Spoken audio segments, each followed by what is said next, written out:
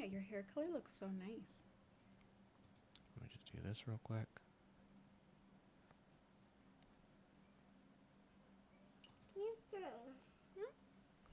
All right. I think we're rolling now. Okay. So a little bit of a different stream today, guys.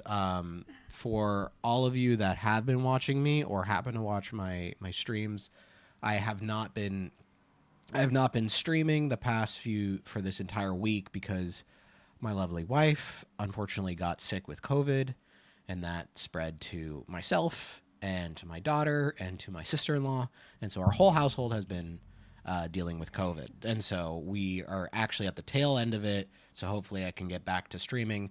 But another important matter about September.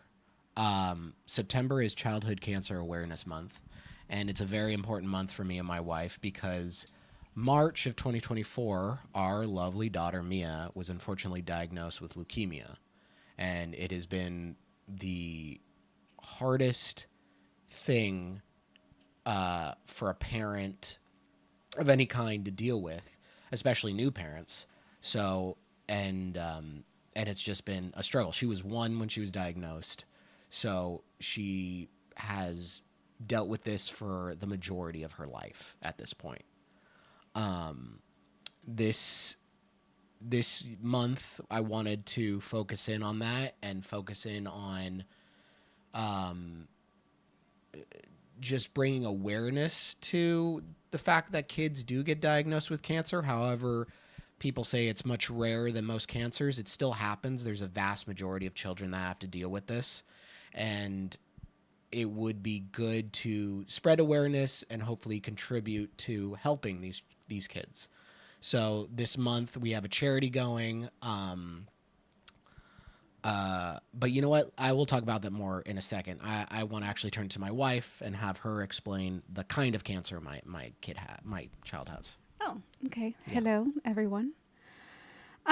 So just like Charlie said, Mia was diagnosed with leukemia back in March of 2024.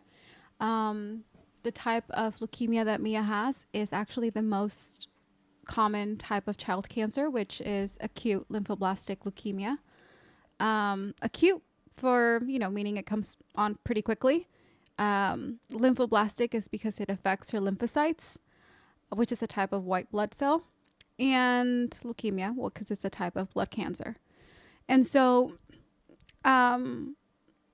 this type of cancer, fortunately, has a high survival rate. We're very, very, very thankful for that. But with it goes a lot of different things. And so when a child gets newly diagnosed with this type of leukemia, they go through certain amount of testing and certain amount of observation, I guess, to test and see in what category they're going to fit. And so again, we're very lucky that Mia has that the cancer that Mia had specifically has good genetic markers. And so she has those markers tend to respond very good to treatment, which she has responded very well. And she also went into clinical remission within the first month of treatment. That, however, doesn't mean that her treatment was just a month long. It actually is 2.5 years long. She is still in active treatment. She's in like a maintenance period, but still active treatment. And so because this type of cancer is so unpredictable, they do have to do like a lengthy treatment for children. The unfortunate thing is that even though it has a high survival rate, a lot of the types of chemotherapy that she has to be putting inside her body is very outdated. And so our goal for this month is not just to bring awareness, but sort of to inspire people to donate towards cancer research, as well as other organizations that have helped us or that are out there just to help other parents going through this. Yeah, and we're very again, like my wife said, we're very fortunate that our daughter was diagnosed with a cancer that is relatively treatable. The process still is grueling and very difficult on the body for both parent and patient alike. But there are cancers and tumors of such that aren't that curable. We recently had a young girl pass, whom we knew, who had an inoperable brain tumor, and unfortunately, The curability rate for that specific type of tumor has not, it hasn't really changed much in the last yeah, decade and even. she was like 8 years old, uh, which makes it even harder. So the childhood cancer does exist. It is very much around and affects a lot of people, and it really is a very hard thing to go through. And I know that there's a lot of different organizations, a lot of charities, a lot of other things that, especially in this day and age, that people have been focusing on. But I really hope that this month of September we can focus on kids and the fact that kids shouldn't have to go through this. They shouldn't have to suffer in this way. And if there's anything that we can do, from donating to a charity to spreading awareness to donating blood, anything that you can for the month of September, that would be very helpful to Hmm. kind of shine a light for these kids who are in clinics and in hospitals that are, uh, just sitting there waiting for treatment, waiting for, chemo. I remember when we got admitted into the hospital, literally we literally went from going to her pediatrician because she stopped walking at daycare to going to the hospital that night and being checked Yeah, in within a span of hours. within a span of hours, and being in the hospital for how long we were there? We were there for like 2 weeks, and we Two were weeks. lucky We were because lucky, and that a was lot of a kids, short yeah. period of time. So we were there for 2 weeks, and it was the most traumatic experience I've ever had, because we were the ones that had to help hold her down when an IV came out, or when they were trying to apply chemo to basically a 1-year-old. And there are kids who even have cancer earlier than that. There are kids who have it, much later than that. And And I think each phase of, each age, I guess Mhm. I should say, has their own like good and bads. Good and I bad, yeah. think Mia being so young and not remembering, and I hope she doesn't remember the majority of this, but not even being aware of what was happening to her was in some way like helpful for us, because Yeah. you're sort of able to disassociate. That's Hmm. the right word. Yeah. To just do it. And I don't know if it's just because you just have to do it. Like Yeah. there's no other way. Um, and so yeah, like she wasn't quite aware. Now that she's a little older, like even accessing her port has become a little more harder because she Hmm. knows what that means and she knows she doesn't like it. We're sort of working on it now, and she's been great these last couple of times that she has to had her port access, and so um, I hear from other children who are a little older who always had issues with that because they already, like, the child was aware of what they were doing to their bodies. Yeah. And so it's hard. It's like, because at the same time those children are able to say, "Hey, I'm feeling this way," while Mia can't really tell us like, "Hey, my head hurts," or like, "I'm nauseous," or any of that. And so we had to base, like, I don't know, either learn how to read her very, very well, Hmm. or sometimes we didn't even know that she was in pain or that she was not feeling good from the chemo. Yeah. So it's been a journey, and especially as new parents, because this is our first one. I did want to touch on what you said though, like What? you mentioned the charity stream that you're going to be doing, which I think is Yeah. very important. But we also understand that there's a lot of like financial issues that people are going through, and so if being able to donate is not an option, or even if that's maybe something that you're not wanting to do, it's totally okay. But there's other ways, and donating blood is one that I wasn't even quite aware of how important it Hmm. was. You only hear it, right, like on the news, like, oh, donate blood, or like the Red Cross and Hmm. all these things. But Mia had to get blood transfusions, and still sometimes, like, if her chemo is too high, she still is at risk of needing a blood transfusion, or platelets. So it's for those who might not be familiar with leukemia. It a lot of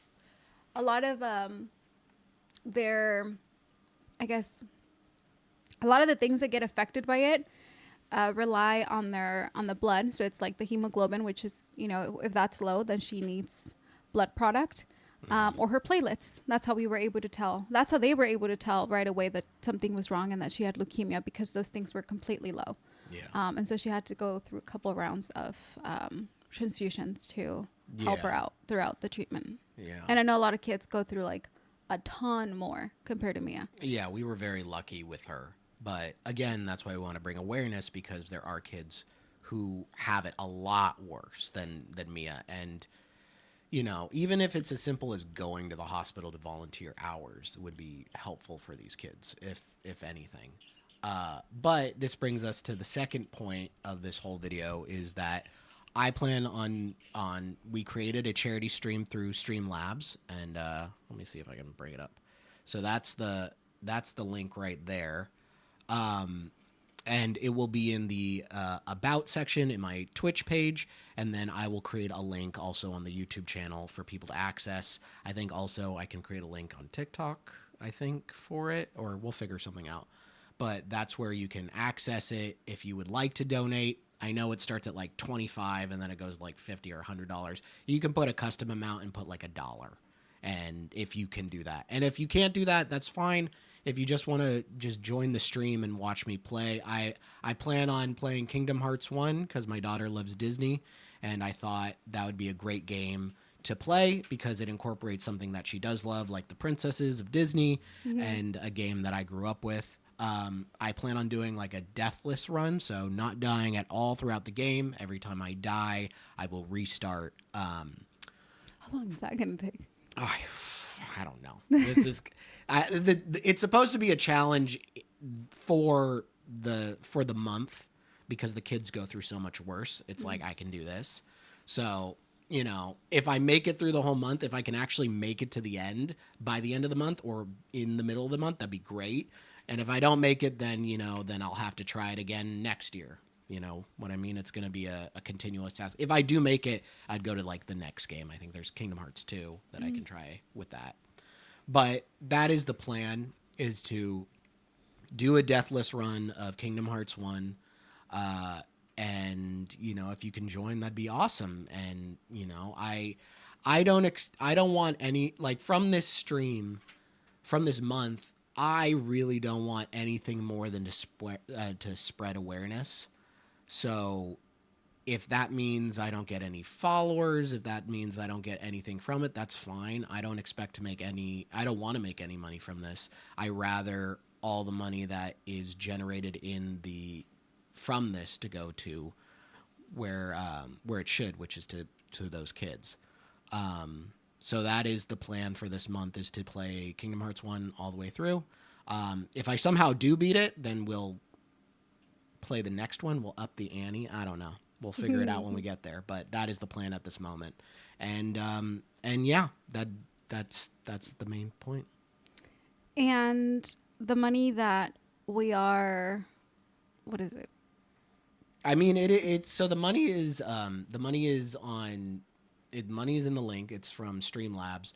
So I'm pretty sure that money goes right to them. Yeah. It goes to St. Broderick's. Yeah, that's what I was going to say. Yeah. The organization that we picked was St. Baldrick's. St. Baldrick's, sorry. Oh, St. Baldrick's. I think I said something else. No, I don't even know how to pronounce it. I think it's St. Baldrick's, right? Okay. I don't know. so. It's on the link. Mm-hmm.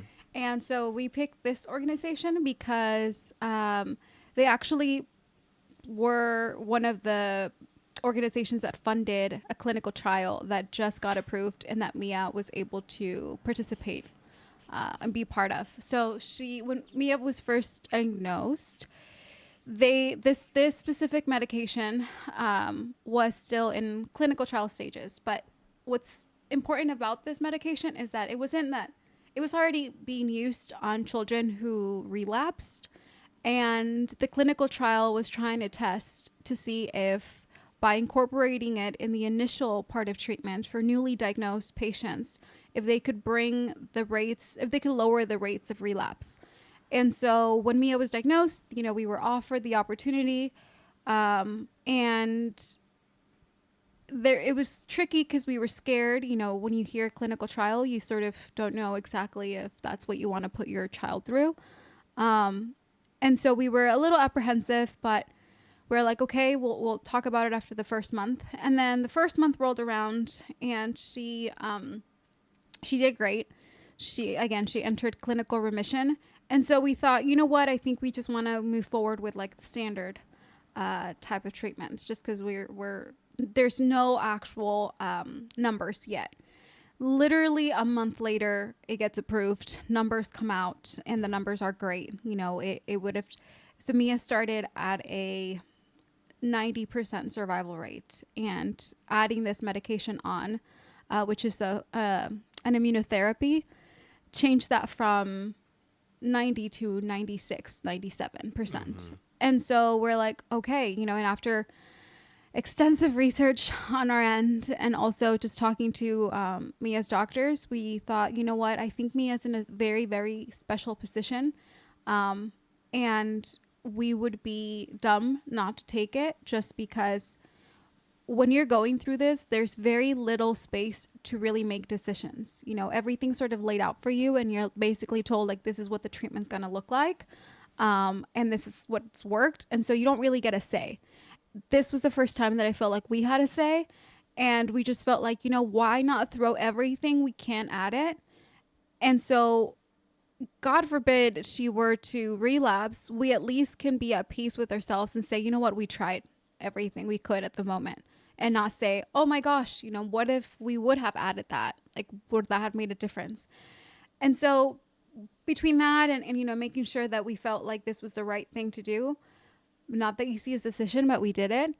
And it required her to have like 2 months of having to wear this like backpack, because she was constantly like 24/7 for a whole entire month, like being infused with this immunotherapy. It was very difficult logistically, and on her body, it was great. Like, she was great. But logistically, it was a nightmare for Charlie and I, and I'm sure for all the like doctors and nurses who had to handle it too. But And also it like from a financial standpoint, it's not a cheap medicine. no, it's expensive. It's very expensive.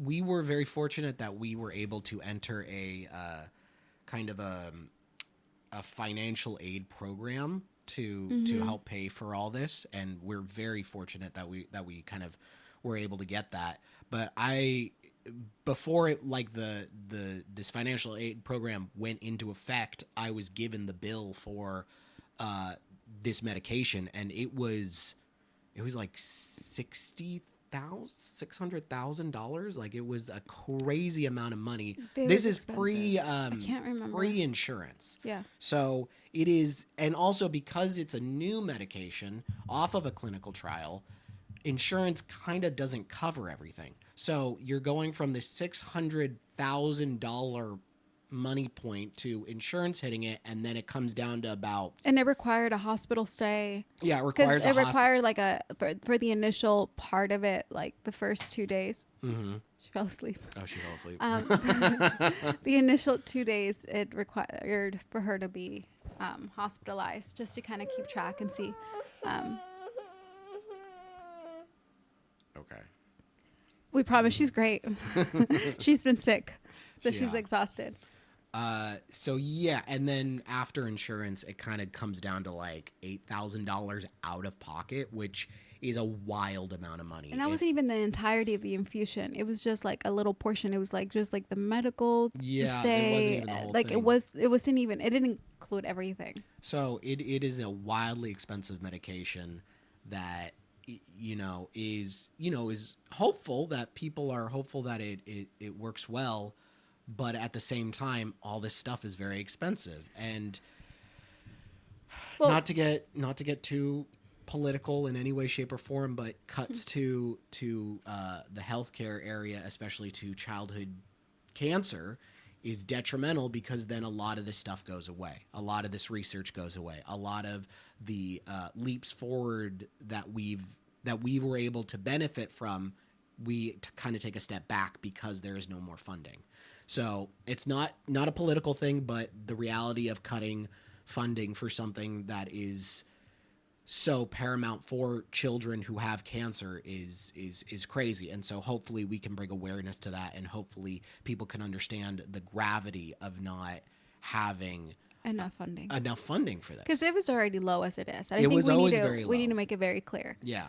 This is like a because bipartisan. because childhood cancer is considered very rare, and it is in the grand scheme of the planet. But if you take the number of how many people are on the planet and then take out the rare cases of childhood cancer, it's still a significant amount of children who go through it. And thankfully, I would say 20 years ago, I believe it was a different story for kids going through this. Now there's more of a hopeful outcome for a lot of kids, and we're hoping that we can continue that hopeful outlook into the future. So I mean, it's just 46. So the number is 46. Every single day, 46 children in the United States only are diagnosed with cancer. So that's just the United States. That's not including any other country in the world. And Which is still a lot. I mean, that may seem like a small number in the size of the United States, but that's still 46 kids have a to day. deal. 46 kids a day have to deal with cancer. 46 kids a day get told you have cancer. Yeah, And someone's life it gets could be completely altered. like a treatable cancer, or it could be a terminal cancer. And even then, like, okay, let's make it very clear too. Yes, we were given a lot of hope when she got diagnosed, because it was like, okay, these are the survival, rates. Yes, it's going to be difficult. Yes, she's going to go through a lot of these things. But even then, there's so much fear, because you never know how the body's actually going to respond to chemo. And there's so many different types of chemos that she has gone through, and she has been allergic to some of them. And it's been very, very scary. And the problem with that is that it's outdated. I think that's important to make sure, like, yes, there is a high survival rate for this specific type of cancer for her, but it's outdated. And I just don't think it's fair that even though, like, if there's a cure later on, or if they're able to like fund more research that allows for less aggressive treatments, I'm going to be the happiest person, because even though Mia won't benefit from that, like, I don't want any other family to have to go through what we're going through. I don't want another child to have to go, like, to be put this like poison inside their bodies. Yeah. And it's like, yes, I'm grateful for the medicine that is available at the moment, because I know that there's a lot of parents who have run out of options essentially. But at the same time, it's like, well, we also want updated ones that, are not going to be like horrible for their hearts and their kidneys. And that's one thing that I don't think people sometimes realize. It's like, you just see the sad videos from like St. Jude's, or you see, it's like, oh yeah, that's really sad. But this is real. Like, this is not just, a poster for like, oh, sad child with a bald head. Like, no, this is a real thing. And we need funding. That's what we need. And and again, I want to make sure that we're not like, this isn't an issue that is just happening because of this administration. This is an issue that has been happening for the longest time. Multiple administrations have passed, and none of them have increased funding. Does it help that the current administration is getting rid of even more funding? And, just even 2 days ago with brain tumors for children specifically, no, it doesn't help. But that's not the point here. The point here is that we have to, I guess it's our responsibility as parents, to spread the word and to make people understand that this is important. Yeah. So I promise I wasn't going to get too passionate. To sum up this very, very short stream, because this will be a separate, to sum up what we've been saying is, this month we want to focus on bringing awareness to childhood cancer. We have a fundraiser. I have links that will be accessible for people to go and donate. And if you can't donate, just come and follow me playing Kingdom Hearts 1, trying to do a deathless run on that, and just to spread the word about childhood cancer. And then I can also answer any questions people have about it if you want during that month. And I can bring in also my wife, who is much more versed in the medical side of things than I am. And please know that your money's actually going to go to a really, really, really Yes, good cause. the money is not going to go anywhere but to the charity it's and supposed they're to go already to. doing great work. And they are, you know, again, they funded the clinical trial that Mia was able to benefit from, and they're continue to fund more clinical trials that are needed.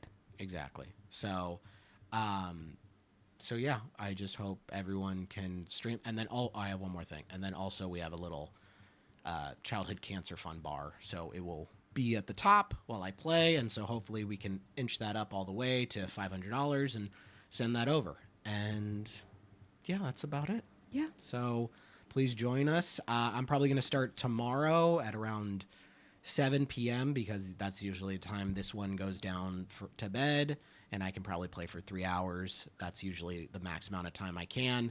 I'll try to do it Monday, Wednesday, Friday, but I'll try to go live as much as I can, especially for this month for this specific reason. So thank you for watching, and hope to see you in the next stream. All right, guys. Bye.